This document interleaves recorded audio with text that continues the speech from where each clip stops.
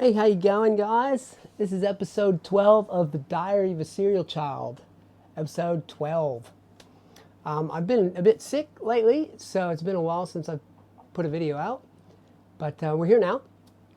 And I want to share a story with you back when I was about maybe 16, 17, 15, 16, 17. And I was big into rollerblading and like punk rock. So I had alternative hair colors, one of which was blue. Now, I didn't have a lot of money back then, so I decided, well, I heard that you could dye your hair blue with Kool-Aid. So I bought a Kool-Aid pack for 35 cents at the store. And I went home, dyed my hair up, dried it off. Sweet, I got blue hair. Cool, I'm going to go skate across town and go visit my friends. So here we are, skating across town, middle of summer. Whew, it's getting hot, wiping the foreheads. And then people are honking at me like, beep, beep. I'm like, hey, how you going? Beep, beep, hey, don't know you, but hey, how you going? And anyways, I must have had about 10 people honk at me on my way across town for about a 25-minute skate. So I get into my friend's house, and they're all looking at me like, what the heck have you done to your head, Denny? I'm like, what do you mean? I'm like, that's embarrassing. Go look in the mirror. So I grabbed the mirror, and I'm like, what are you talking about?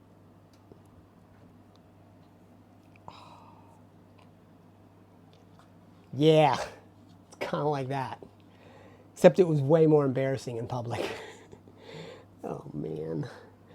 It'll come off. It's charcoal, I think. Yeah, it's just charcoal. It'll come off. Anyways, highly embarrassing. I wasn't embarrassed until I realized my condition. I couldn't change until I realized my condition. So here it is. The point of this story, why I'm sharing it with you, is because this is what happened with the gospel with me. I was 28 years old until I realized my true condition, who I was. I was absolutely lost without God. I had money, I had jobs, I had a relationship, everything was going great, but there was something missing in my life. And what was it? It was the peace of God. It was the relationship with Jesus that I couldn't find any other way than hearing the gospel and believing it. So at 28 years old, I went to a youth get-together, youth conference, and I heard the gospel. And the way the man shared that gospel, it was as simple as, I believe what this man is saying.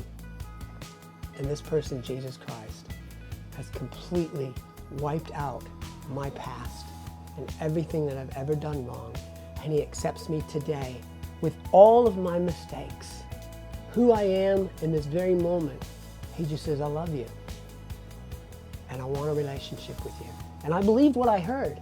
And my heart just reached out in trust, reached out in belief.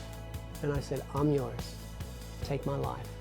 And at that moment in time, I believe what the Bible says was, I was given a new heart. And this is what happens when you hear the gospel, when you hear what Jesus has done for you and for me, and you choose to believe it. The condition of your forehead, the way you think, it doesn't matter to God. If you believe what he says, that's the beginning stage of a transformation of your entire person. Because the Bible says, as a person thinks in their heart, or the way that they think and understand, that's who they are. I can't change the way a person thinks. I can change the way they understand things, but I can't change a person's mind, the spirit of their mind. I can't do that. I don't have that capacity. Only God does. And that's what he did with me, and that's what he can do with you when you choose to believe what he's done. The Bible says in John 3:16, for God so loved the world, he loved the world this much that he gave. He didn't loan. He didn't say it's a probationary gift. He said, I'm giving my son to anyone who wants to receive him.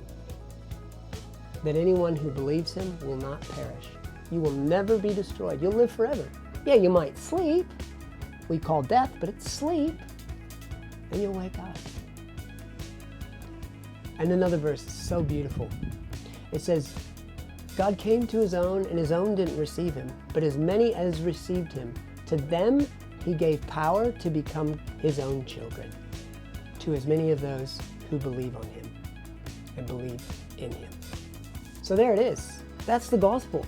That's the gospel of dirty foreheads. God's looking for people with dirty foreheads. He's looking for people with messed up ways of thinking. He's looking for people who don't understand him because he wants a relationship with him. He wants us to have a relationship with him so we can get to know him.